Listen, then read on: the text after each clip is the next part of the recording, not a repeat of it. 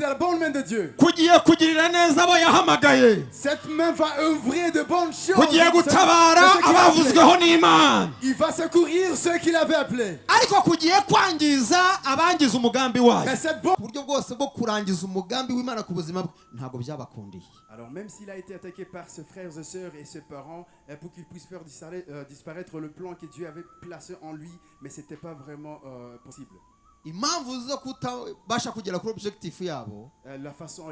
La raison qui fait à ce que je dise qu'ils n'avaient pas attendu leur objectif, parce que la main de Dieu était étendue sur sa parole, sur son alliance. J'aimerais bien vous parler, vous tous. Le diable ne va pas combattre avec ton plan ou l'alliance que Dieu a mis en toi.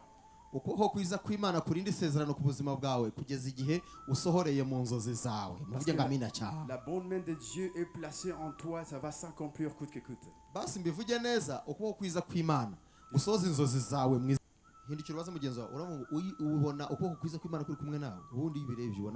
Demande ton voisin, est-ce que vraiment tu te couvres que la main de Dieu est en toi?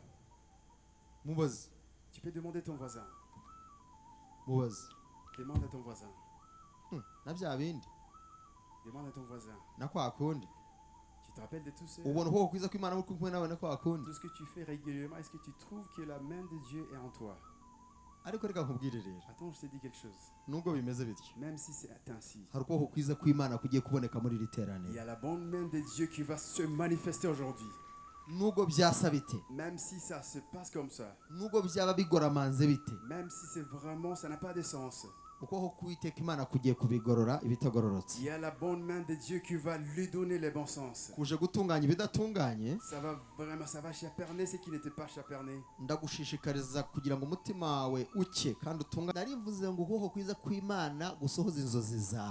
Je répète encore une fois que la bonne main de Dieu fait accomplir ton œuvre en toi.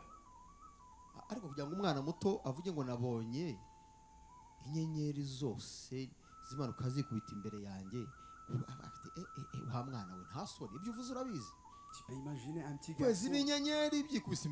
Tu peux imaginer un petit garçon dit à ses parents et à ses sœurs et frères que j'ai vu les étoiles se prosterner devant moi. Alors toi tu dis à mes grands frères, mes grandes sœurs et même mes parents que les étoiles se prosternent devant moi. Le fardeau peut se prosterner, toute autre chose peut se prosterner par quand même tes parents et tes frères. Mais je te donne je te donne le pouvoir assuré. Dans ta main, il y aura guérison. Il y aura aussi la tuerie. Dans ta main, tu vas en tirer de vie qui donne de vie à ceux qui n'en ont pas. Et si je t'ordonne d'accomplir, tu vas accomplir. S'ils n'ont pas convaincu par les premiers signes, ils vont être convaincus par les deuxièmes. Alléluia. Alléluia. Alléluia. Alléluia. Alléluia. Alléluia. Alléluia. Et ce qui a fait que l'Éternel parle avec cet homme, il voulait le faire convaincre d'abord et puis il part en étant confus. Il a cru à la force de celui qui l'a envoyé. Après, celui qui a fait du passé, il va faire le présent. Alléluia. Alléluia. Alléluia.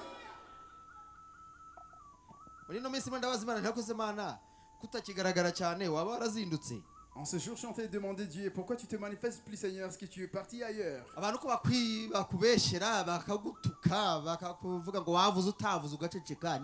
Les gens t'insultent et ils parlent de n'importe quoi, ils disent que tu as parlé alors que tu n'as même pas parlé. Dans une voix très silencieuse. Et j'ai été dit, quand je viens, je ne vais pas me tenir silencieux. Dis à ton voisin que si Dieu se manifeste, il ne va pas garder silence.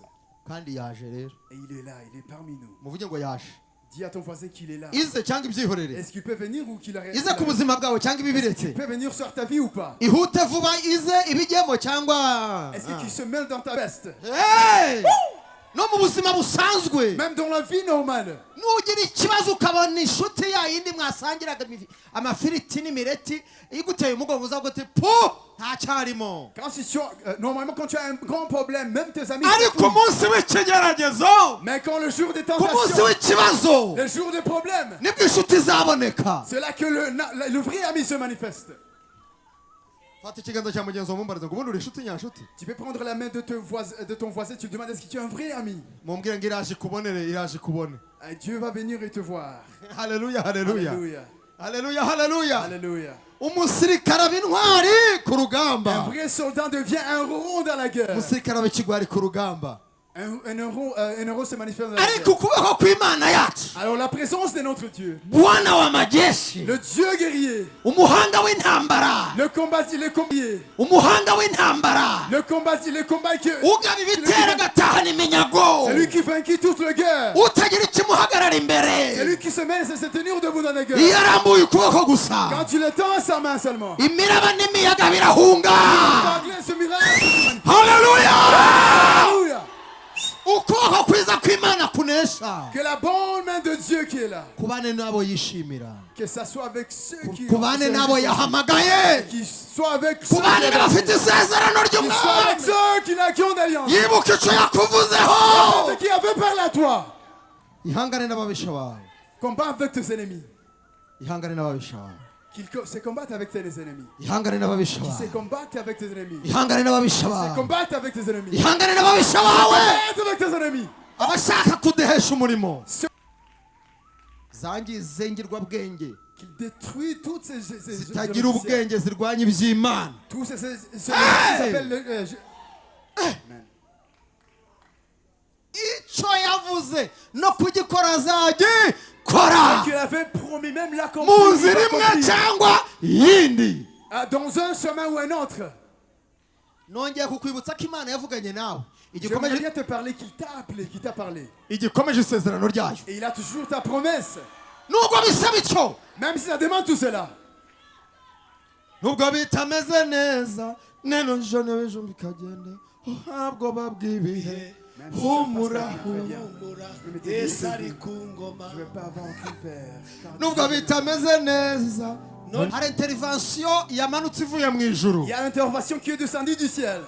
ije iherekejwe n'iri jambo n'ijwi ry'ubuhuha rivuga ngo kubaho kwiza kw'Imana Et cette intervention vient avec la voix qui dit de la parole de la bonne main de Dieu. kugiye kugirira neza abo yahamagaye, Cette main va œuvrer de bonnes choses. kugiye gutabara abavuzweho n'Imana, Il va secourir ceux qui l'avaient appelé. ariko kugiye kwangiza abangiza umugambi wayo. Mais cette bonne main va détruire également ceux qui se combattent contre ton plan. ntabwo mubyumvise? Tu n'as pas entendu. muri uku kubaho kwiza kw'Imana Au travers cette bonne main de Dieu, harimo imbaraga z'uburyo bubiri, il y a la force de deux sortes. harimo imbaraga zitabaye abo yahamagaye, Il y a la force qui secourit. harimo qui va imbaraga secourir zigiye ceux qui kurengera l'ont appelé. isezerano yasezeranije, La force qui va soutenir. ariko La main harimo qui va n'imbaraga zigiye kwangiza, Et aussi la force qui va gusiribanga. qui va s'ouvrir. nuhuguke cyane, Que ça s'ouvre et que ça soit étendu. wibuka imbaraga zisumba Et byose. que tu te rappelles de la force du suprême. Mana ishimwe, Que Dieu soit loué. tera haleluya nshuti yanjye. Alléluia. Soma Yesaya 41 revera, Ésaïe 41, murongo wa 12 wonyine. verset 12. O bene bayini kreye.